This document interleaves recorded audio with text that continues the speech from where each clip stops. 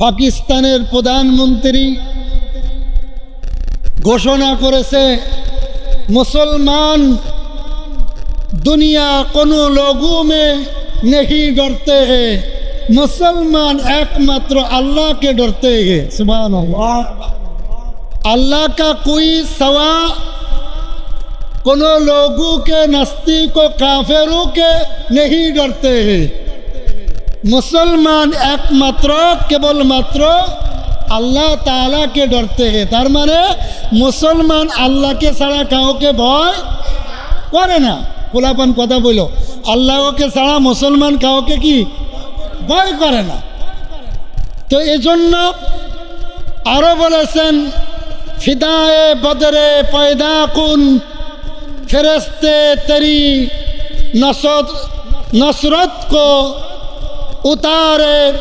उतारे से तकते हैं गौर सुए कतारे अंदर कतारे रब्बी।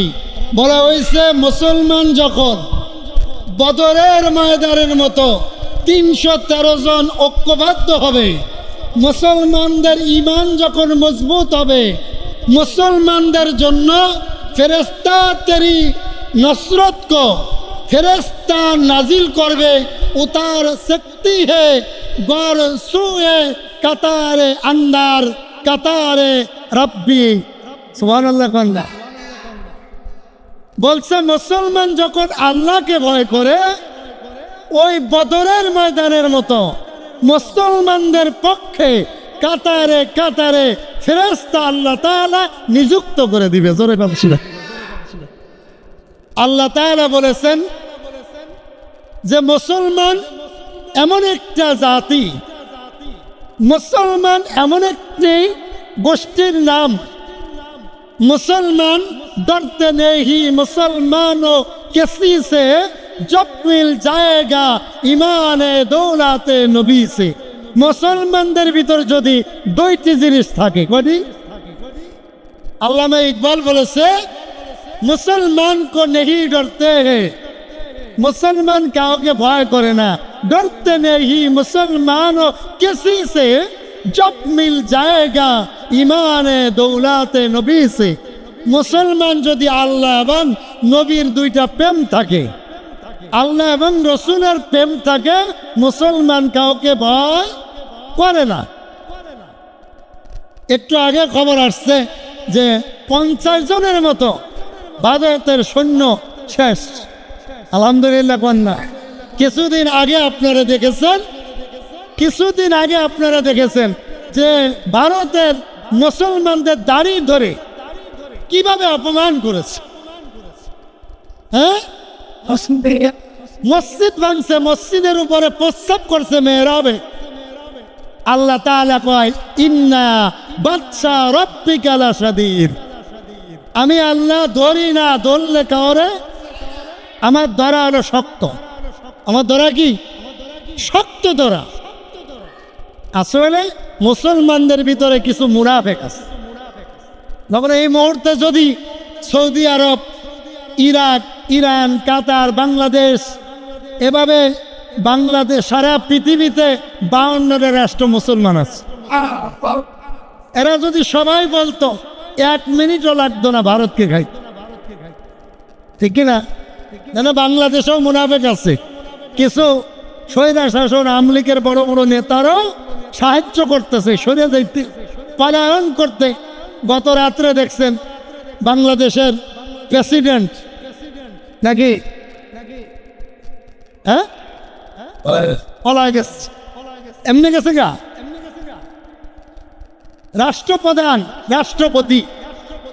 রাষ্ট্রপতি বাংলাদেশের স্বৈরা শাসনের দোষর তারা বাইর করে দিতে সাহায্য করেছে। আর আন্তর্জাতিক মুনাফিক, ঠিক কিনা? কেন? আমি অপরাধ না করলে আমি দেশে থাকি, একজনও ছাড় পাবে না। আপনারা দেখছেন নারায়ণগঞ্জের আইবিকে গ্রেফতার করছে, একজনও অপরাধী কেউ ছাড় পাবে না। সে আমি হইল আল্লাহ তাআলা একদিন না একদিন অবশ্যই তার সাজা দিবে। অতএব এজন্য আল্লামা ইকবাল বলছেন মুসলমান যখন এক হয়ে যায়, মুসলমানের যখন ঈমান মজবুত হয়ে যায়, আল্লাহ তাআলা নিজেও বলছেন ওয়াকানা হাক্কান আলাইনা নাসরুল মুমিনিন, তুমি যদি মুমিন হও তোমাকে সাহায্য করা আমার হক হয়ে যায়। দেখেন এই সূরা বাকারার ভিতরে আল্লাহ রাব্বুল আলামিন বলছেন ওয়াজাহিদু ফি সাবিলিল্লাহ, যে তোমরা আল্লাহর রাস্তায় জিহাদ করো। কার রাস্তায়? আল্লাহর রাস্তায় জিহাদ করো। আমাদের বর্তমানে জিহাদ হয়ে গেছে তরিকা, আমি একদল করি, আপনি একদল করেন, আমারটা নিয়ে আমি ব্যস্ত। কিন্তু না, মুসলমানের উচিত কুরআন ও হাদিসের পক্ষে 24 ঘন্টা। ঠিক না? আমার ঈমান আগে, আমার কোরআন আগে, আমার নবী আগে, আমার আল্লাহ আগে, এরপরে আমার দল। কি কর মারে বাত না দিয়ে শাশুড়িরে যদি 10 কান ঝাড়ি দেন, এটার কোনো দাম নেই। আছে না? কোনো দাম না হোক, কিন্তু শাশুড়িরও দিতে নিষেধ করে নেই, শ্বশুরকে দিতে নিষেধ করে নেন, কিন্তু আগেরটা তো আগে। আগেরটা কি? আগে। যেমন বদরের ময়দানের কথা বলছেন আল্লাহ রাব্বুল আলামিন বলছেন ওয়ালা তাহিনু ওয়ালা তাহজানু ওয়া আনতুমুল আ'লাউনা ইন কুনতুম মুমিনিন। সুবহানাল্লাহ। মুসলমান জাতি শোনো, তোমাদের যখন ঈমান পরিপূর্ণ হয়ে যাবে, মজবুত ঈমান তোমাদের ধারণ করবে, আর এই মজবুত ঈমান যখন আমার আল্লাহর নজরে পড়বে, ওয়াকানা হাক্কান আলাইনা নাসরুল মুমিনিন, আর তোমরা যখন মুমিনের কাতারে পড়ে যাবে, আমি আল্লাহ তোমাদেরকে সাহায্য করা আমার আল্লাহর দায়িত্ব হয়ে যাবে। আমার দায়িত্ব হয়ে যাবে সাহায্য করা, আমি অটোমেটিক তোমাদেরকে সাহায্য করব। কি হতে হবে? আমাদের সেই পরিমাণে ইমানদার 313 জন মর্দে মুজাহিদের মতো হতে হবে। ভালো করে বুঝবেন, বদরের ময়দানে 1300 কাফের যখন রাসূলের এলাকা মদিনা বেষ্টন করতে লাগলো, মক্কা ছেড়ে নবীজিকে তাড়ায় দিলেন। নবীজি বিপদে পড়ে আল্লাহর হুকুমে, কার হুকুমে? মক্কা ছেড়ে মদিনায় চলে গেল। এরপর আবু জাহেল, উতবা, সায়বা, ওলীদ ইবনে মুগীরার গোষ্ঠীরা ফন্দি আটলো, মুহাম্মদ যদি মদিনায় যায় আর মদিনায় কোরআনের দাওয়াত দিয়ে, রসুলের চরিত্র আদর্শ ব্যবহার দিয়ে তাদেরকে আবার মুসলমান বানায় দেবে, এটা আমরা সহ্য করব না। জোরে কর নাউজুবিল্লাহ। মক্কা ছেড়ে মদিনা আসলো, এরপর রসুলকে তারা ছাড়ে নাই। তারা 1300 লোক নিয়ে মদিনার দিকে রওনা দিল। রসুল খবর পেয়ে মনে মনে ভাবলো, মদিনায় যদি ঢোকে, তারা আজ আমাদের এই মুসলমান যাদের সাহাবী বানাইছি, দাওয়াত দিয়ে কষ্ট করে মেহনত করে তাদেরকে তৈরি করেছি, এই কাফেররা যদি ঢোকে আমাদের মাল সম্পদ তো নিবেই, আর ওদেরকে বেঈমান করে ছাড়বে। ঠিক কিনা? অতএব কি করব? আমার সংঘাত দরকার নাই, মারামারি দরকার নাই, যুদ্ধ বিমানের দরকার নাই। আমি আবু জাহেল, উতবা, সাহেবা, ওরা তো আমার আপন লোক, চাচা, তাদেরকে আমি বুঝাবো, চাচা গো, তোমাদের অত্যাচারে আমি না টিকতে পারে মক্কা থেকে মদিনায় আসছি, আমাকে আর ডিস্টার্ব করো না, আমি বুঝাইয়া তাদেরকে ফেরত দেব। এই নিয়ত করে কয়েকজন সাহাবী নিয়ে রসুল রওনা দিলেন, প্রতিমধ্যে তাদেরকে আটকাবো। কিন্তু আবু জাহেল, উতবা, সাহেবারা রাস্তা দিয়ে আসে নাই, গোপন রাস্তা দিয়ে মদিনায় অ্যাটাক করতে আসতেছে। তাদের নিয়ত ভালো না খারাপ? খারাপ নিয়ত। রসুল আর তাদেরকে খুঁজে পায়নি, কিন্তু ওই অর্ধেক রাস্তা আসার পরে 300 কাফের মনে মনে ভাবলো, আরে মুহাম্মদের কোনো দোষ নাই, মুহাম্মদের কি নাই? দোষ নাই, সে মক্কা থাকতে পারে নাই, মদিনা চলে গেছে বিনা কারণে, কেন আবার আমরা মদিনা যে তারে অ্যাটাক করবো? দরকার নাই। 300 লোক, ভালো খারাপ আছে না? 300 লোক তারা পিছনে ফিরছে, ফিরে কাফেরদের থেকে 300 চলে গেছে। আবু জাহেল এবার বলে 300 চলে গেছে, অসুবিধা নেই, 1000 তো আছে। কত আছে? 1000। আর বর্তমানে তখন মদিনায় মুসলমানের সংখ্যা মাত্র 313 জন। কত? 313 জন। মাত্র 2টা ঘোড়া ছিল। কয়টা ঘোড়া? 2টা ঘোড়া, 70টা উট ছিল।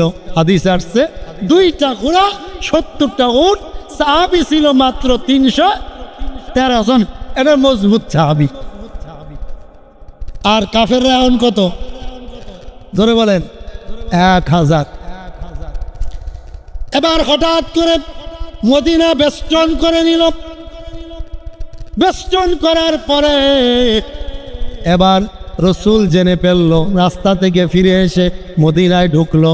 খবর হয়ে গেল আবু জাহেল, উতবা, সায়বা চতুর্দিক দিয়ে ঘিরে এনেছে। আর সরার কোনো উপায়। আল্লাহ রসুল সাহাবীদেরকে এক জায়গায় করল। এবার আল্লাহ রসুল ডাক দিয়ে বলল, ও সাহাবীরা শোনো, তোমরা এখন তৈরি হও। ইনজি বিনা ইয়া রাসূলুল্লাহ হাইসু মাতাশা। তোমরা একমাত্র ভয় করবে কারে? ধরে বলেন। সাহাবীরা ডাক দিয়ে বললেন, ওগো আল্লাহ রসুল, ওরা 1000 সাহাবী, কাফের 1000, আমরা 313 জন, কিন্তু আপনি ভয় করেন না। সুবহানাল্লাহ। আপনি কি করেন না? ইনজিবিনা ইয়া রাসূলুল্লাহ ইয়া হাবিবাল্লাহ হাইসু মাতাশা। কেন আপনি চিন্তা করেন? আপনি ভয় করেন না, আমরা আপনার নিবেদিত প্রাণ। আপনি যদি বলেন জীবন দিতে আমরা রাজি, আমরা বুক দেব, পিঠ দেব না, আমরা মরতে রাজি, কিন্তু আল্লাহ রসুলের একটা পশমে হাত দিতে দেব না। জোরে কান সুবহানাল্লাহ। কেমন সাহাবী? ইনজিবিনা হাইসু মাতাশা। আপনি চিন্তা করেন না। ওয়ালা তাহিনু ওয়ালা তাহজানু ওয়া আনতুমুল আলাউনা ইন কুনতুম মুমিনিন। এবার আল্লাহ বলে দিলেন, ও সাহাবীরা শোনো, ও আমার হাবিব শোনো, ভালো করে শোনো। ওয়ালা তাহিনু ওয়ালা তাহজানু। ও হাবিব, তুমি ভয় করো না, ঘাবড়ায় যেও না, পেরেশান হইও না, চিন্তিত হইও না। ও আনতুমুল আলাউনা ইন কুনতুম মুমিনিন। আপনার এই সাহাবীরা যেহেতু হাতের পরে হাত রেখে ওয়াদা করেছে, জীবন দেওয়ার ওয়াদা। আমাদের দেশের পীর সাহেবরা হাতের পরে হাত রেখে ওয়াদা করে, 1 বছরে একটা গরু দিবি, নামাজ রোজা না করলেও তুই জান্নাত। এমন বন্ডা আছে না? অনেক গরু খাওয়ার ওয়াদা। কি খাওয়ার? ক্যা একটা পীর সাহেব যে নামে না, বাংলাদেশে কত কিছু গেল, পীর সাহেব সব ধান্দাবাজ।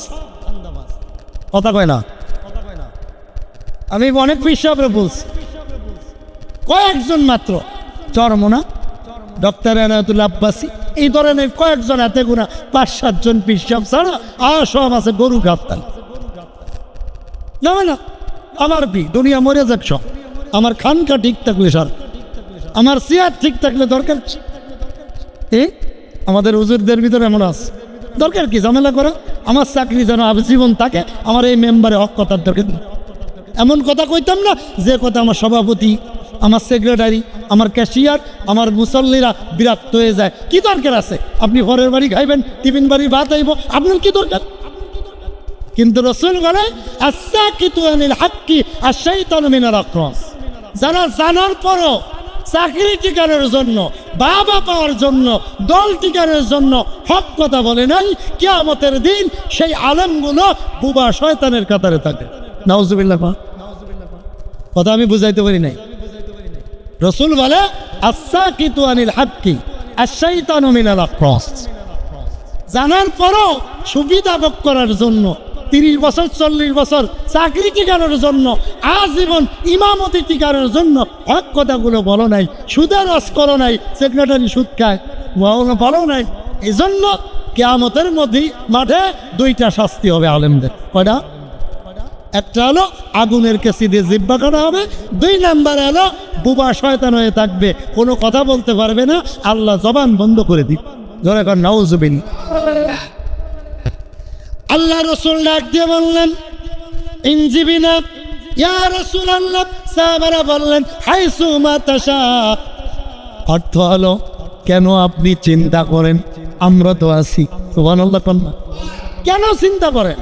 আমরা আছি, জীবন দিয়ে দেব। আল্লাহ রাসূল এবার সাহাবাদেরকে ডাকলেন, রে সাহাবারা তৈরি হয়ে যাও, গাড়ের পরে যেহেতু আসছে, আমরা যুদ্ধ করতে চাই নাই, আমরা চাইছিলাম তাদেরকে বুঝাইয়া তাদের সাথে পরামর্শ করে সাক্ষাৎ করে তাদেরকে তাড়িয়ে দিতাম, কিন্তু তারা গোপনে আমাদের অ্যাটাক করেছে। এখন আর ছাড়া, আপনি দুর্বল যতই হন, আপনার ঘরে যে যদি কেউ অস্ত্র শস্ত্র নিয়ে যায়, তারা 10 জন থাকুক, আপনি একা হইলো মনে মনে কইবেন যাক দেওয়ালে পিঠ থেকে গেছে, জীবন দেব, কিন্তু আমার ঘরে হাত দিছে। আর হ্যাঁ কি বলবেন না ভাই? রসুল গয় এখন যেহেতু আটকা খেয়ে গেছি, আমরা মারি আর না মারি, মারবে আমাদের, ঠিক কিনা? মদিনা দখল করেই ছাড়বে। এবার সাহাবীরা হাতে হাত রাখলেন। দেখেন না পাকিস্তানে অনেক কি করতেছে, প্রথম কিন্তু পাকিস্তানে মার খাইছে, কয়েকটা মার খাইছে না, এখন সিদ্ধান্ত নিছে, পাকিস্তানের প্রধানমন্ত্রী হুঁশিয়ার দিছে, হিন্দুকে প্রত্যেক নাস্তিককে বলছে মুসলমানও আল্লাহ ছাড়া কোই নেই ডরতে, একমাত্র আল্লাহ ছাড়া মুসলমান কারণে ভয় করে না। শুরু হয়ে গেছে এবার খেলা, এক খেলায় 50 জন এবং বিমান কয়েকটা সে, এখন পলানোর পথ দেখতেছে না, কারণ কয়েকদিন আগে আপনারা দেখছেন ভারতে মুসলমানদের কিভাবে নির্যাতন করছে। নামাজরত অবস্থায় তাদের লাথি দিছে, নামাজরত অবস্থায় দাড়ি কেটে দিছে, কিভাবে এক মুরব্বীরে দেখলাম হায়াতে কিভাবে মারছে। মসজিদ আল্লাহর ঘর ভাঙছে, ভিতরে যে প্রস্তাব পায়খানা করছে, নাউজুবিল্লাহ কর। এটা কি আল্লাহ দেখে না? কথা কানে দেখো, আল্লাহ কয় আমার ধৈর্য আছে, ইন্নাল্লাহু মা'as সাবিরিন, আমি ধরি না, আর যদি ধরি কি আপনাদের সামনের দায়িত্ব দেখেন, আপনাদের চোখের সামনে দেখেন, হ্যাঁ শেখ হাসিনা তসবিহ টিপছে আর আলেমদের ফাঁসি দিচ্ছে। আল্লাহ পারান আল্লামা সাঈদী সাহেব বলছিল যে এমন একটা চিত্র দিয়ে তারা পতন হবে, সব চিত্র বন্ধ করলেও ওই চিত্রটা বন্ধ করতে ছোট্ট চানাচুর ফুলাবানের হাত অপমান হয়ে এই দেশটা তাকাচ্ছে, ঠিক নেই? ছোট্ট ফুলাপা দুর্নীতি যেই করুক, একদিন না একদিন তার বিচার হবেই। এবার সাহাবীরা লক্ষ্য করে আল্লাহ রাসূল ডাক দিয়ে বলে, সাহাবীরা তোমরা যে ওয়াদা করেছো আমার সাথে জীবন দিবে, তাহলে তোমরা হাতের পরে হাত রেখে ওয়াদা করো আমাদের জীবন যাবে কিন্তু পিছন ফেরবো না। জোরে কোন সুবহান। সকালে দেখলাম পাকিস্তানের এক সৈন্য শাহাদাত বরণ করেছে, তার বাবাকে টেলিফোন করে খবর দিছে, বাবা কেমন দেখেন? বাবা ডাক দিয়ে বলে, ও পাকিস্তানের বাহিনীরা শোনো, আমার সন্তানের যদি বুকে সামনের দিকে গুলি লাগে মরে আমার বাড়িতে পাঠাও, আর যদি পিছন দিকে গুলি লেগে মরে আমার বাড়িতে। আল্লাহু আকবার, আল্লাহু আকবার। কি বুঝলেন? কি বুঝলেন? আমার সন্তানের পিছনের দিকে যদি গুলি লাগে শহীদ হয়, আমার সন্তানরে বাড়িতে পাঠাও, পাঠাও না। সামনের দিকে যদি গুলি লাগে আমার সন্তানরে বাড়িতে পাঠাও। তাতে বোঝা গেল আমার সন্তান তাদেরকে ভয় করে নাই, বুক পেতে দিয়ে শহীদ হইছে। আর পিছন দিকে যদি গুলি লাগে আমার ছেলে ভয়ে দৌড় দিয়েছে, পিছনে গুলি মারছে। এই জন্য বাবা কেমন সন্তান কেমন, জোরে গন সুবহানাল্লাহ। কেমন বাবা? আর আমি আমার সন্তানরে বড় হইলে কই, বাবা ঝামেলায় যাস না, ঝামেলায় যাস না। আছে না নাই? ঝামেলায় যাস না। আল্লাহ আল্লাহ, এমন বাবা হওয়ার দরকার। ইসলামের জন্য সন্তানের কাছে লাঠি উঠাই দাও, যা নাস্তিকদের খতম করে, নাস্তিকদের খতম করে আও। আমাদের বাড়ির পাশে এই মানে দূর সম্পর্কের স্বাস্থ্য ভাইজাটা তো ভাই হয়, এক বাড়িতে গাজার আসর চলছে। আমার ভাইয়ের তো ইসলামী ব্যাংকে অফিসার, বহুত গ্রেপ্তার হয়েছে, বোঝেন নাই? নির্যাতন বহুত সরকারের আমলে, কিন্তু বাড়ি এসে দেখে এই অবস্থা। যে বাড়িতে গাঁজা মদ খাওয়ায় বহুত নাস্তিক, বেদিন, বেঈমান, তাশকর, নিশাকর, জিনাকর এখানে আসে না? আমরা চিন্তা করলাম যে আমি একজন আলেম, আমার ভাই ইসলাম ব্যাংকের অফিসার, এই বাড়ির ফসল যদি এটি হয় কেমন হয়? তারপর দললে বিপদ হয়, তাহলে দললে বিপদ নয়। আলহামদুলিল্লাহ আমার মা বলতেছে, বাবারে যত যা আছে জীবন দিয়ে হইলো এটি খতম কর। আমার ছেলে তো 6টা, একটা মরে গেলি সমস্যা। সুবহানাল্লাহ কোন দেখছেন ভাই, কিছু না হইলে কিছু হয় না। তেঁতুল গাছে কোনোদিন আম হয় না, কলা গাছে কোনোদিন আপেল হয় না। কিছু না কইলে কিছু হয়। মা বাবার কিছু না কিছু সৎ টাকা লাগে। তা আমরা 2 ভাই আলহামদুলিল্লাহ একেবারে ইচ্ছা মতো বানাইছি। এরপরে আর ওই বাড়িতে কেউ আসে নাই। সাহস করে যদি দাঁড়াইতে পারে, নাস্তিক 1000 হোক, আপনি 10 জন হোক, সাহস করে যদি দাঁড়াইতে পারেন, আল্লাহু আকবার দিতে পারেন, নাস্তিক পিছনের দরজা দিয়ে পালাইবে। ঠিক কিনা? আল্লাহ তাআলা ওয়াদা করেছেন, ওয়াজাহিদু ফি সাবিলিল্লাহ, বান্দা যখন আল্লাহ রাস্তায় জিহাদে নেমে যায়, একমাত্র আল্লাহকে ভয় করে, পৃথিবীর কোনো নাস্তিককে ভয় করে না। তখন আল্লাহ রাব্বুল আলামিন ডাক দিয়ে বলে, আল্লাযী খলাকাল মাউতা, মউত দিছি আমি, অল হায়াতা, হায়াত দিছি আমি, লিয়াবলুয়াকুম আইয়ুকুম আহসানু আমালা। সুবহানাল্লাহ। হায়াত দিলাম আমি, মউত দিলাম আমি, লিয়াবলুয়াকুম, দেখতে চাই আহসানু আমালা, আমলের ভিতর শ্রেষ্ঠকে। তোমরা জিহাদ করো, আমল যদি শ্রেষ্ঠ হয় আমি আল্লাহ তোমারে মুমিন হিসেবে কবুল করে নেব। কি বুঝলেন? মুমিন হয়ে গেছে। আল্লাহ তাআলা এবার জানালেন, ইন্না লানাকুন্না লাকা কামা ক্বালা বালনা ইন্না আ'তানা ইলাল মুসলিম। মুসলমান যখন পিছন দিকে যায়, মুসলমান তখন অপমানিত হয়। মুসলমান দলে যদি কম হয়, সামনের দিকে যায়, আমার আল্লাহ তাআলা ফেরেশতা দিয়ে সাহায্য করে। কি দেয়? কি দেয়? ফেরেশতা দেয়। আল্লাহ রাব্বুল আলামিন বুখারীর হাদিসে আছে, ইন্না লানা কুন্না লাকা, তোমরা যখন ভয় না করো, ওয়ালা বানু ইসরাঈলা ও মূসা ও ঈসা, সাহাবারা বললেন, ইয়া রাসূলুল্লাহ আপনি ভয় করেন না, আমরা অমন করব না। যেমন মূসা জিহাদের ময়দানে ডাকছিল, মূসার দলবল বলছিল, মূসার সাহাবীরা বলছিল, ও মূসা তুমি জিহাদ করো আর তোমার আল্লাহরে আনো, আমরা করতাম না। নাউযুবিল্লাহ। কোন কি কয় দেন? হাদিস শরীফ আসছে, আমি ডায়েরিতে লিখে আনছি। আল্লাহ রাসূল বলে, সাহাবারা বলে, ইন্না লাকা কুন্না কানা লাকা কামা লাকা কুন্না কামা লাকুন্না ইন্না, আমরা নিয়ত করেছি আর তাদের মতো আমরা না। লাকুন্না ইন্না মূসা ও ঈসা আলাইহিস সালাম। ঈসা আর মূসা যেমন জিহাদের ডাক দিছিল, ঈসা মূসা একদিন জিহাদের ডাক দিছে। মূসার কওমরা কয়, মূসা তুমি আর তোমার আল্লাহ যে জিহাদ করো, খাইয়ে কাম নাই, আমরা পারতাম না। নাউযুবিল্লাহ। কোন এজন্য বলছি, ইন্না লাকুন্না ও মূসা ও ঈসা, হে নবীজি ঈসা আর মূসার কওমের মতো আমাদেরকে মনে করেন না।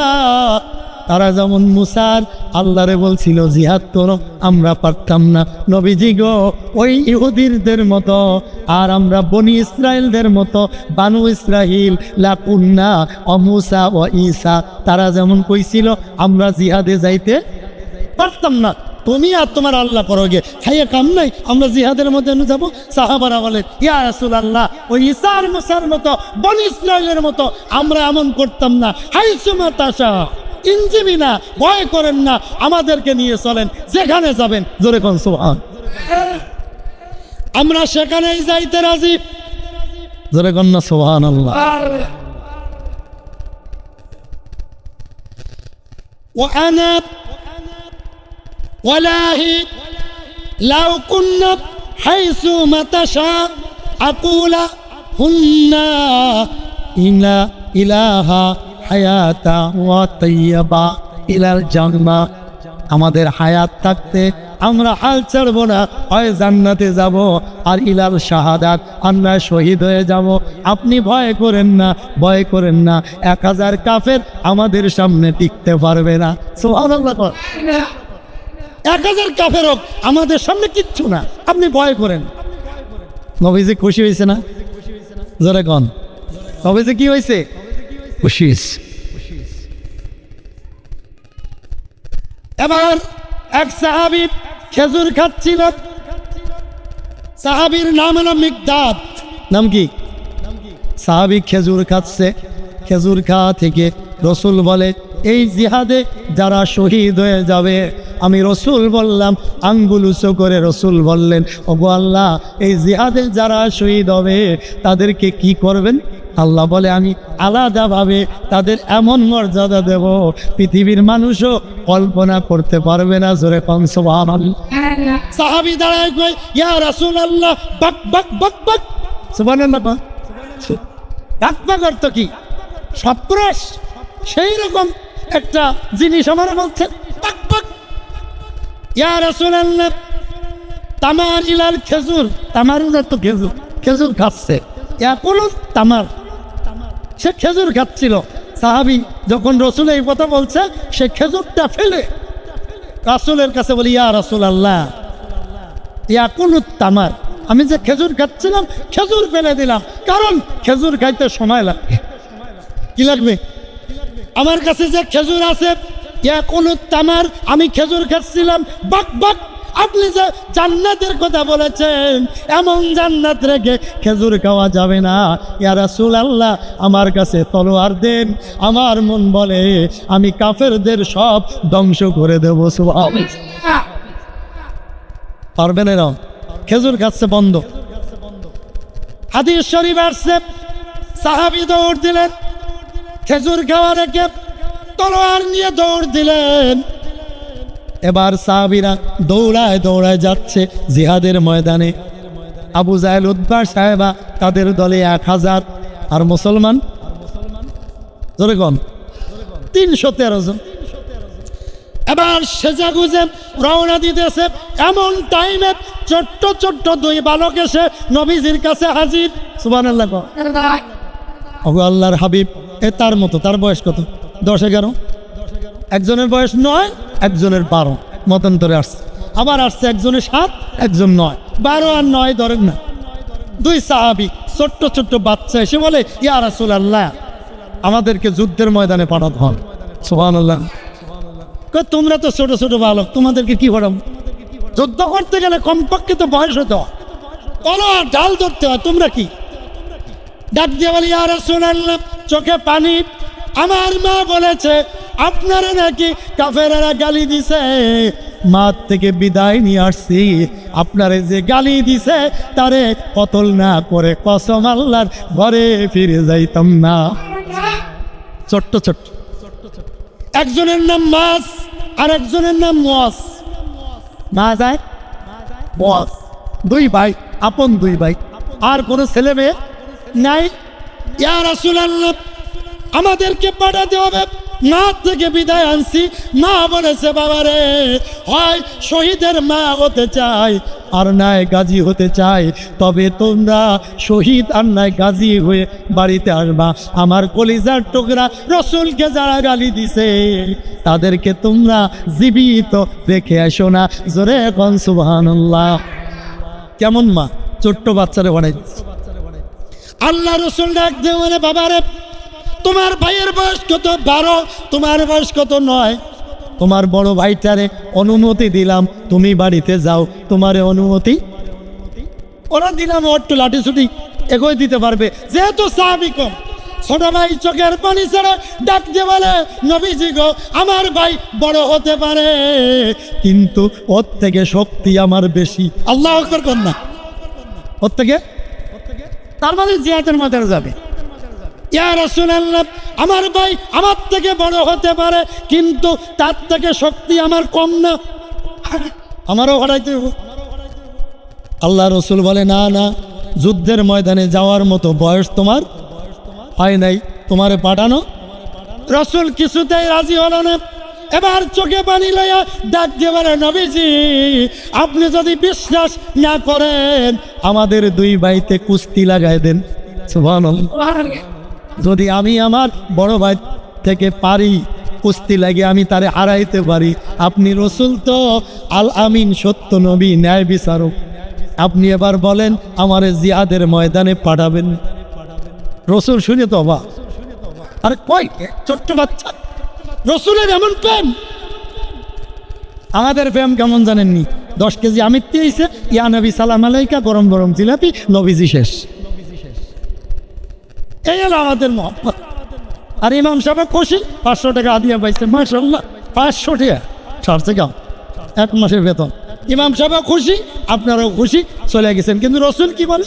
লা ইউমিনু আহাদুকুম হাত্তা আকুনা আহাব্বা ইলাইহি মিন ওয়ালিদিহি ওয়া ওয়ালাদি ওয়ান নাসি আজমাইন। রসুল বলে, শুনে রাখো, এতদিন তুমি মুমিন হতে পারো নাই যতদিন তোমার ঘর, তোমার বাড়ি, তোমার ছেলে, তোমার মেয়ে, তোমার স্ত্রী, এমনকি তোমার নিজের জীবন থেকে রসুলকে যতদিন বেশি ভালোবাসতে না পারবা, এতদিন তুমি মুমিন হতে। জোরে কন্যা সুবহানাল্লাহ। বুঝলেন? আপনার ছেলে, আপনার মেয়ে, আপনার স্ত্রী, বউ, ব্যাংক বিলাস যা আছে, টাকা পয়সা, সবার থেকে, এমনকি নিজের জীবন থেকে রসুলকে যদি বেশি ভালোবাসতে না পারো, তুমি পূর্ণাঙ্গ ইমানদার হতে। এ পর্যন্ত তো আমি হইতে পারি নাই। কেউ পারছি আমরা ইমানদার করতে? আল্লাহ রসুল এবার তার কথা শুনে অবাক। মুয়াজ ডাক দিয়ে বলে, ও নবীজি আমারে কুস্তি ধরায় দেন। এবার দুই ভাই কুস্তি শুরু হয়ে গেল। রসুল মনে মনে ভাবছে, এর ভিতর নিশ্চয়ই আল্লাহর কোনো রহস্য। এত ছোট্ট কুস্তি ধরাই দিছে। এবার কুস্তি ধরে বড় ভাই কানে কানে ছোট ভাই ডাক দিয়ে বলে, ভাই রে, কসম আল্লাহর, তুই যদি শক্তি দিয়ে আমারে ধরস আমি কিন্তু পারতাম না। কিন্তু ভাই রে, আমারে রাখে তুই জিহাদের ময়দানে যাবি না। আমি যখন ধরবো, তুই যেহেতু বড়, আমারে আগে তলে ফেলে দিস, আমি পড়ে যাব। দ্বিতীয়বার উঠে ধরলে তুই শক্তি দিস না, তুই পড়ে যাস, তাহলে দুজন সমান সমান হয়ে যাব। আমার রসুল আমারে না পাঠায় পারতো না। কি বুঝলেন? আমার রসুল আমারে না পাঠায় পারতো না। এবার কুস্তি শুরু হয়ে গেছে। কুস্তি খেলায় ছোট ভাই বড় আগে তলে পড়ে গেছে। এবার উঠে আল্লাহু আকবার বলে বড় ভাইরে ধরছে জোরে। বড় ভাই তো জানে আমি ধরলে পারতো না। বড় ভাই ধরাও না ধরার ভান করে তলে পড়ে গেছে। উঠে ডাক দিয়ে ভাই আল্লাহু আকবার কাবীরা আলহামদুলিল্লাহি কাসীরা সুবহানাল্লাহি বুকরাতাও ওয়াসিলা। নবীজি গো, আপনি তো সারা জীবন ন্যায় বিচারণ, আল আমিন হিসেবে পরিচিত ন্যায় বিচারক আপনি। এবার বলেন তো আমি বড় ভাইয়ের সাথে পারছি কিনা? জোরে কোন সুবহানাল্লাহ। নবীজি চিন্তা করে গেলেন। সাথে সাথে জিবরাইল এসে হাজির। ডাক দিয়ে বলে, ইয়া রাসূলুল্লাহ, ইয়া হাবিবাল্লাহ, তাদেরকে তাড়াতাড়ি অনুমতি দিয়ে দেন। আল্লাহ তাআলা বলেছে তাদের ইমানের স্পিরিয়া দেখে এক একজনের সাথে 70 জন ফেরেশতা আমার আল্লাহ নিযুক্ত করে দিয়েছে। আল্লাহ রসুল দুইবার কাছে দুইটা খেজুরের ডালা দিলেন। কি দিলেন? যখন খেজুরের ডালা দিলেন, আর খেজুরের ডালা ধরে ডাক দিয়ে বললেন, মালিক আমার আল্লাহ, আমাদের 70 জন মাত্র উট, 70টা উট, 2টা ঘোড়া আর 313 জন মুজাহিদ পাঠাইতেছি। আর এই ছোট্ট 2 জন বাচ্চা আপনার সবতে দিয়ে দিলাম, আপনার জামিন নামায় দিয়ে দিলাম। ও আল্লাহ, ও আল্লাহ, তুমি তাদেরকে দেখে রাখো। তুমি যদি তাদেরকে অপমান করো, এই ছোট্ট 2টা বাচ্চা চলে যাচ্ছে। আমার আল্লাহ ডাক দিয়ে বলে, বন্ধুরা লা তাহজান ইন্নাল্লাহ মানা, ভয় করেন না, পেরেশান হয়েন না, ঘাবড়ায় যেন না। আমি ফেরেশতা পাঠাইলাম, এই 2 ভাইয়ের হাতে আবু জাহেল আজকে কতল হয়ে যাবে। 2 ভাই রওনা দিলেন। অর্ধেক পথে যেয়ে ওই দেখা যায় যুদ্ধ শুরু হয়ে গেছে। এবার রাস্তায় একজন মুরব্বীর দেখা। মুরব্বীর নাম আব্দুল্লাহ ইবনে আইয়ুব রাদিয়াল্লাহু তাআলা। মুরব্বীকে ডাক দিয়ে বলে, এরা মুরব্বী বলেন তো আবু জাহেলকে। মুরব্বী অবাক হয়ে বলে, তোমরা ছোট্ট ছোট্ট দুই বাচ্চা, আবু জাহেলদের দিকে সুবহানাল্লাহ কোন ছোট্ট ভাই ডাক দিয়ে বলে, মুরব্বী এত কথা বলেন না, আপনারা যা বলছি তাই বলেন। আবু জাহেল একটু দেখা দেন, কসম আল্লাহ মায়ের থেকে বিদায় আনছি, আবু জাহেল নাকি আমার নবীরে মারছে, মাথা বাড়াই দিছে। আবু জাহেলকে কতল না করে কসম আল্লাহ ঘরে ফিরে যাইতাম না। আব্দুল্লাহ ইবনে আইয়ুব অবাক হয়ে বলতে, সারি বলে এত বড় কাফের?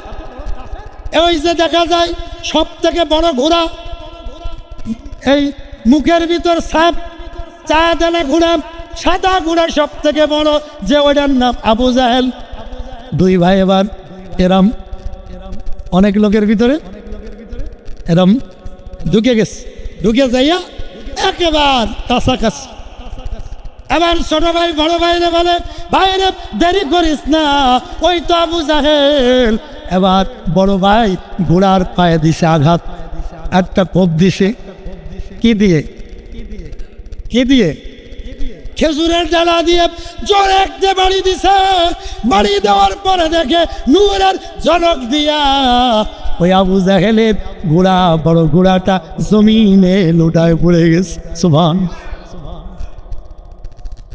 সাহাবারা বলে, আমরা যুদ্ধের পরে যখন যুদ্ধ শেষ হয়ে গেল তখন যে দেখলাম আবু জাহেলের ঘোড়ায় যে আঘাতটা মারছে তার এই দুই হাড্ডিটা ভেঙ্গে আলাদা হয়ে গেছে, আর 1 বিঘা গোস্ত ভিতরে ডেবে গেছে। এবার আপনারা বলেন এটা কি খেজুরের ডালা না আল্লাহর রহমতের তলোয়ার? এবার আবু জাহেলের বুকের উপরে ছোট ভাই উঠছে, আবু জাহেল কিন্তু পড়ে গেছে। ডাক দিয়ে বলে, রে বেঈমান, বল আমার নবীরে তুই গালি দিছ, আজকে তোর খবর আছে। ছোট ভাই এবার তলোয়ার লুয়ে খেজুরের ডালা দিয়ে বুকের ভিতর পার দিছে, কাজ করে রক্ত বাইর হয়ে গেছে। দুইবার হাতে আবু জাহেল জাহান্নামে চলে গেছে। জোরে কোন সুবহানাল্লাহ। কার ওসিলায়, কার রহমত?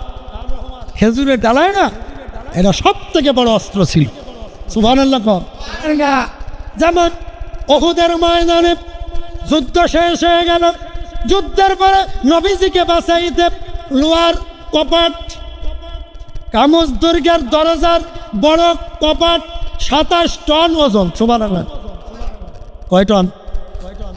এই 27 টন মতন্তরে কম বেশি 40 মণ, 10 মণ।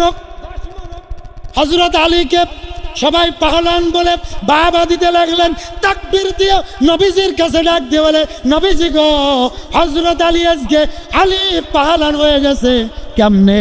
যখন ঢাল শেষ হয়ে গেছে, অস্ত্রপাতি নাই, তখন লোহার কপাটটা ভেঙ্গে আলী যুদ্ধ করেছে। আমার নবী মৃদু হেসে বলে, না না, এই ঢাল ভেঙ্গে আলী যুদ্ধ করতে পারে নাই। সুবহানাল্লাহ। কোন এত বড় ঢাল, এত দরজা ভেঙ্গে কেমনে যুদ্ধ করে? হযরত আলীকে ডাকছি, আলীরে শুনলাম তুমি নাকি বিশাল পাওলান হয়ে গেছ, লোহার কপাট ভেঙ্গে যুদ্ধ করেছ, কিভাবে? ডাক দিয়ে ইয়া রাসূলুল্লাহ, আমি আল্লাহু আকবার বলে ধরছি আর এমনিতে চলে আসছে। আমার মনে হইল এই লোহার কপাটের 1 কেজি ওজন নাই। জোরে কোন সুবহানাল্লাহ।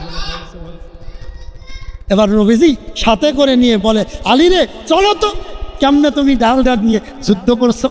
নবীজিরা নিয়ে সাথে সবাই নিয়ে এবার আলী বলে, আলী এবার উঠাও তো। আলী আল্লাহু আকবার বলে যত টানে 1 চুল পরিমাণও নড়াইতে পারে। সুবহানাল্লাহ। আমার নবীজি চোখের পানি ছেড়ে ডাকতে বলে, আলী রে, তুমি এই ঢাল দিয়ে যুদ্ধ করতে পারো নাই। তোমার হাত থেকে যখন তলোয়ার আর ঢাল ভেঙে গেছে, আমি রাসূল সামনে পড়ে গেছি, কাফেরেরা আমারে কতল করে দিব, শহীদ করে দিব। আমার আল্লাহ তোমার ভিতরে এমন শক্তি দিছে, 70,000 রহমতের ফেরেশতা তোমারে বেষ্টন করেছিল। সুবহানাল্লাহ। তুমি যখন টান দিয়েছ, এমনিতেই ফেরেশতারা তোমার হাতের সাথে ধরছে। ফেরেশতার হাত তো বোঝই। আলী রে, তুমি যুদ্ধ করেছো ঠিক, তোমার হাতের ভিতর আমার আল্লাহর হাত লুকায়িত ছিল। জোরে কোন সুবহানাল্লাহ। কি বুঝলেন? সত্যিকার।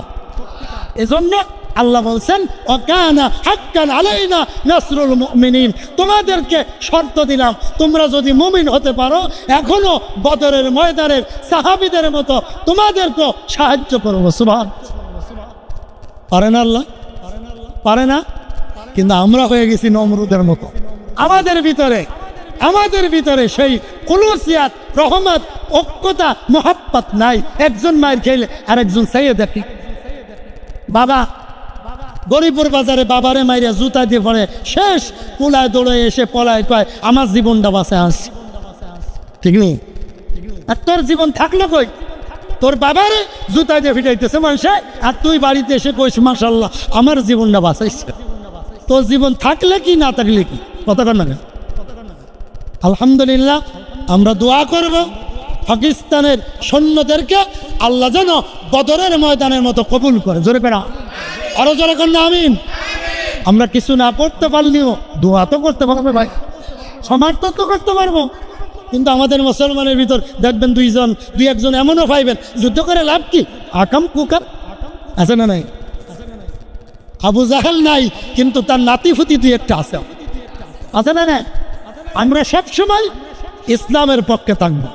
হ্যাঁ, আপনার যদি কোনো ইসলামী দল পছন্দ না হয় নিজে একটা করে নিজেই করে, তারপরও কিয়ামতের দিন আল্লাহর কাছে দাঁড়ায় বলতে পারবেন আল্লাহ ওদের দলের ভিতর ভেজাল ছিল, আমি কোরআনের দলে একা পান করে একা জিয়াদ করে আসছি। আল্লাহ কয় যা করে জান্নাত দিয়ে দিক।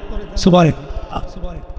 অতএব আমরা দেখেন বর্তমানে যুগে কত নিয়ে নারী নিয়ে বিএনপি, খালেদা, হাসিনা, ওই আরেকজন কি এরশাদ কাকু, কত কিছু নিয়ে। আরে আপনি জামাত করেন না, আপনি চরমুনা করেন না, হেফাজত করেন না, আপনি নিজে একটা দল কোরআনের ব্যাপারে খাড়া করেন। আপনি একা থাকেন, আল্লাহ বরকত দিতে পারেনি? পারে কি না? আপনি একাই কোরআন রিসার্চ করে দল গঠন করে বলেন আমি কোনো শয়তানের দলে নাই, আল্লাহর দলে আছি, আল্লাহ বরকত দিব। আর আল্লাহ বরকত না দিলেও আপনি যদি মরেও যান কিয়ামতের মাঠে আল্লাহ রব্বুল আলামিন আপনারা মাফ করে দিতে পারে না?